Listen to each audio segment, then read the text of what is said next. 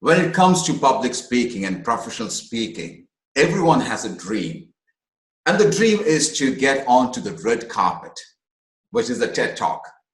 And if you want to be a competitor, then your dream is to get into ToastMasters and become a champion there. Today, our guest is a Toastmaster champion, as well as a TED Talk speaker, all the way from United States. Let me welcome Mark Gay. Mark. Thank you, Farookh. It's good to be here. I'm happy to share about my experiences with ToastMasters International Speech Contest, what ToastMasters is, and how it can help you.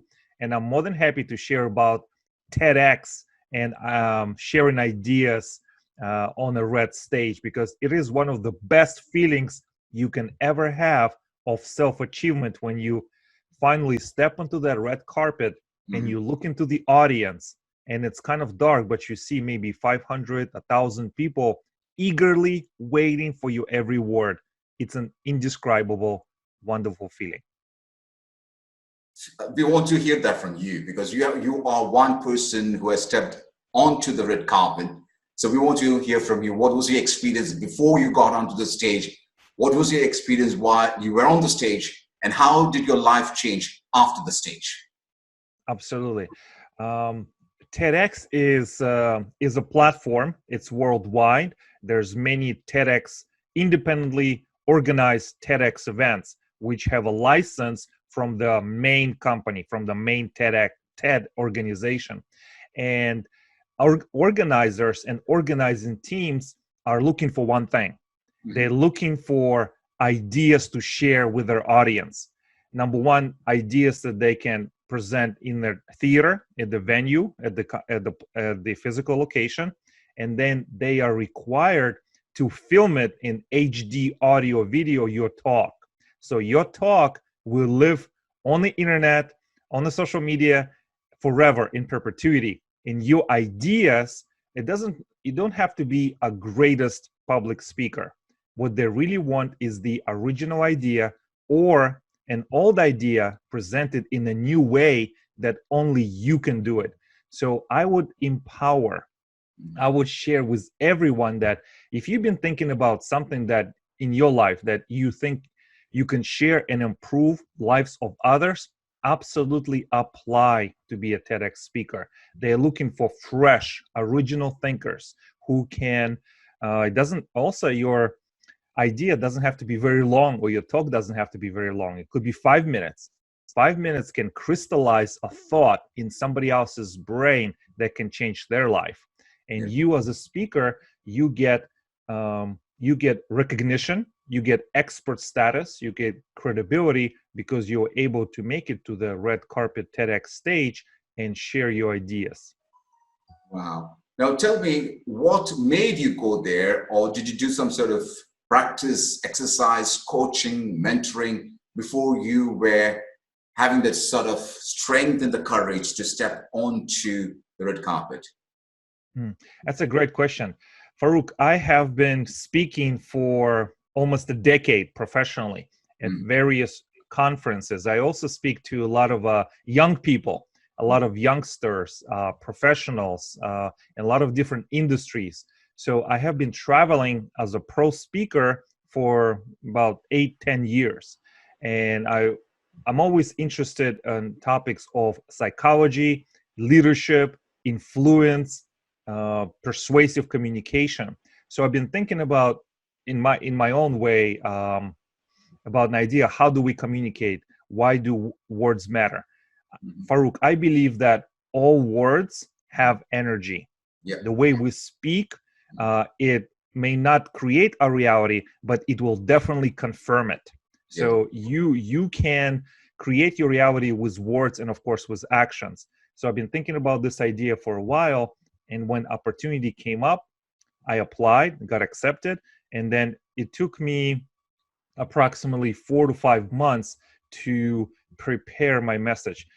So, if you are a speaker in any capacity, maybe you are a teacher, maybe you are a business owner, maybe you're a student, or maybe you're an executive, you know that your speeches, they never die. They always grow.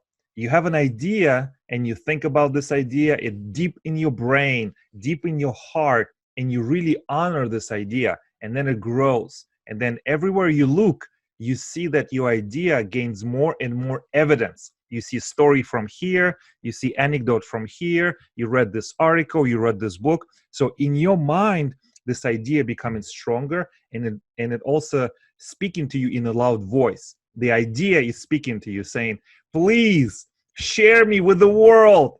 And you have to have the courage to share this idea with everyone and with the world. So with the TEDx is, if you have an idea and you really believe in it, and you know that it will help people, you have a responsibility.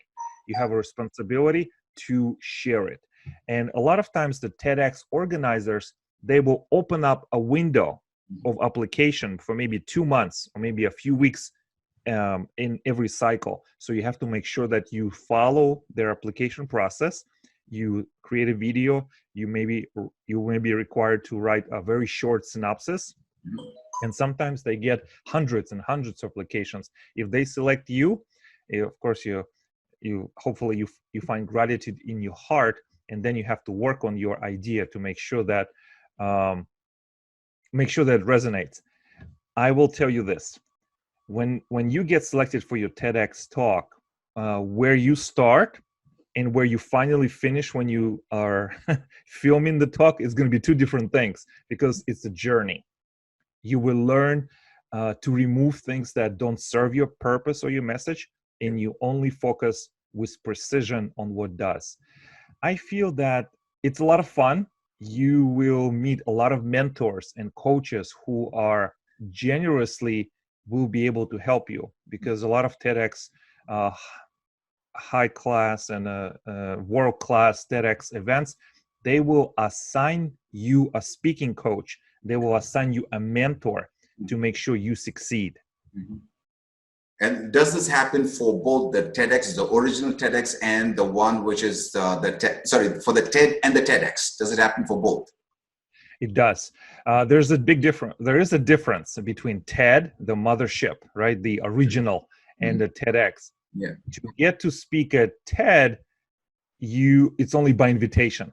So they see that you are a scientist or researcher or human rights activist or someone who is really making a difference in their community or in the worldwide. They will reach out to you because they want those forward thinkers, those leaders, to take a leadership position and share passionately what they feel is the most important. Wow. How did your life change after that, after you stepped down from the stage, from the red carpet? Well, Farookh, that's a good question. As a professional speaker and somebody who creates, I do provide leadership training, speaking training for my clients here in the United States, is that you get you get an expert status, you get a credibility increase, and that's tangible, it's viable, because when event organizers in corporations or maybe leadership teams, when they decide who to bring on as their main speaker, as a keynote or as a trainer, when they see your picture and they see those red letters TEDx behind you, it carries a lot of weight. Absolutely. Now, there are a lot of people who think that to get on to the red carpet, the TED or the TEDx, is a long dream. What would your advice be to those people whose dreams are to be speakers and professional speakers and public speakers? They also have the dream to get onto the red carpet, but there is something that is stopping them. What would your advice be to those people? Well, I think everyone has their own journey. Everyone has their own experiences and thoughts and lives and family and circumstances. I honor that journey. What I also would like to offer you is a possibility. If you feel that this is your dream, you have to honor this dream and you have to apply. I have a friend. He applied to speak at TEDx events 22 times. Wow. And he got a no, rejection, no, next year, no. until that very last one who said, yes, we will take a chance on your idea. We want you to come and talk about artificial intelligence. So it took him 2.5 years, rejection after rejection after rejection. A lot of times you have to, when you create your thought to apply to be a TEDx speaker, you have to think about the organizers. What do they want? Mm-hmm. What kind of experiences and speakers are they trying to bring for their audience? Mm-hmm. And they thought very hard and long. They want to make sure that their event is the best in the world. Yeah. So how can you bring your skills, bring your ideas that you may or may not get rejections, but they cannot wait to invite you to speak at their event? So think about the audience that will hear your message, and also think equally about the organizers. Respect the organizers. They put a lot of time, energy, and thought in creating this event. Work with them and make sure that your idea echoes their theme. You have your original idea, but make sure your idea also echoes and respects somewhere in the talk what organizers have prepared, and you will reach success. And I feel that a lot of times there was this famous quote, right? If you want to reach success faster, double your rate of failure. Fail twice as fast to make sure you achieve success. Absolutely, absolutely. Now, let me take you a step behind or before the TED Talk. Now, you have got a huge experience in ToastMasters. Is it necessary that you have to go through ToastMasters in order to get into TED? Or is it possible for a person to go straight into TED? What is your take on that? That's a great question, Farookh. I love ToastMasters because of the community, mm-hmm. opportunity, and the people and resources that it provides. Mm-hmm. You, as an aspiring speaker, pro speaker, or anywhere in between, it's not requirement to be a Toastmaster. It helps, mm-hmm. because once you get selected, you have this ready audience, and you can test your material over and over and over and over and over again, online or in person. And mentors that you will acquire, build from Toastmasters, they become your lifelong friends. So my question, to make sure I answer fully, is it's not required that you're a Toastmaster. It helps.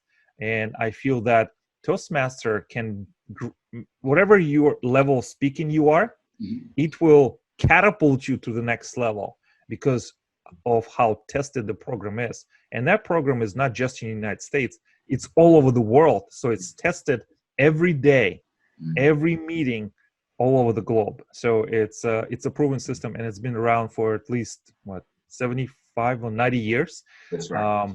Yeah, and it's one of the best public speaking and leadership programs on the planet. Absolutely, absolutely. Now let me take you a little more back. When did you find, or when did you identify that you have that sort of skill, or you have the passion to speak, or was it somebody else who found the passion or the potential in you?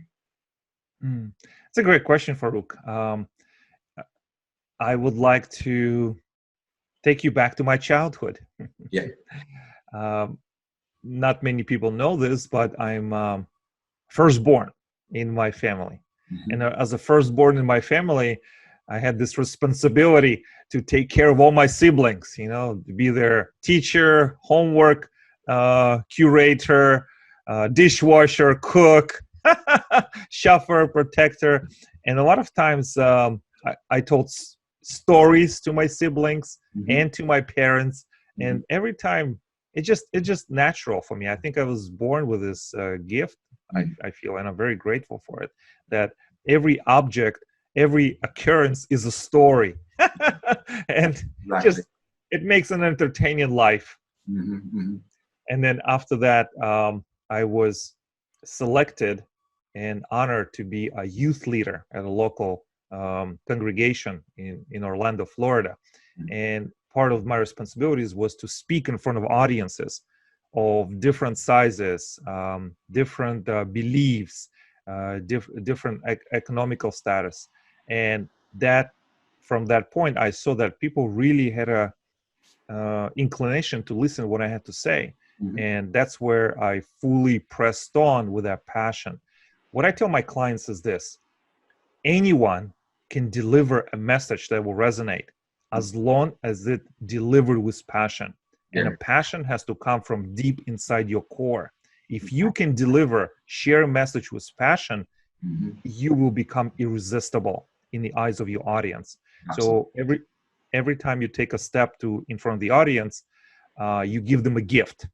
You share your gift, whatever it is, your thought, your experience, your story, you give them a gift. When you have that type of mindset, you will succeed every time. Of course, you do have to practice, and you do have to fail many times, but it's worth it. Wow. Now, what is the future? Future for me? Yeah. That's a great question, Farookh. I will be releasing my first book. Yeah. It will be Leadership Fable. I like stories, and it will have different characters, and it's designed not just for children, but it's designed for the corporate leadership training that I provide for my clients. It will be part of my portfolio, and I'll be happy to share a link with you once it is published, so you can take a look at that as well, Farookh, and share with your audience. My next question and my last question. What are the 3 advices from your side that people should not do? I repeat, people should not do if they want to become a professional speaker. Okay. Should not do. Okay. Number 1, don't do it alone. You need mentors. You need a team. A lot of times when I travel with my team for keynotes or for trainings. Number 1, a lot of people after the talk come up to me and talk to me. They want to get maybe an autograph, or they want me to talk to them for future. And there's a line of people, right? And you cannot handle all these people. So you got to make sure you have someone who is your ambassador, who is your team member, who can talk to them, take their information, make sure they are heard, understood, acknowledged in a positive way, so you can keep working.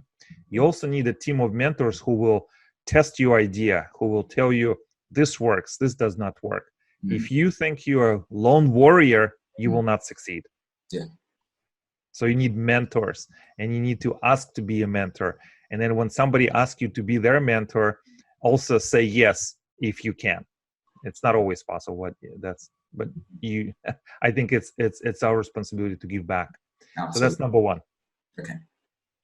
Number 2 is you have to make sure when you develop your message, you may have an idea, or you may think that this is a good solution, but you have to be willing to hear feedback. And feedback has to be very honest. Like, just because you have an idea doesn't mean it may be helpful. So you have to take your idea and take it to the market and really listen to your potential clients, prospects. What do they have to say? Just because, unless you've been doing this for 20, 30 years. So when you're either starting out or just trying to find your footing, make sure you test your idea. If you don't test it, then who is this for? That's true. So test, validate. So don't do it. So what your question was, what not to do, right? Exactly. Make sure you're not alone. Make sure you test your idea. And finally, that's a good question.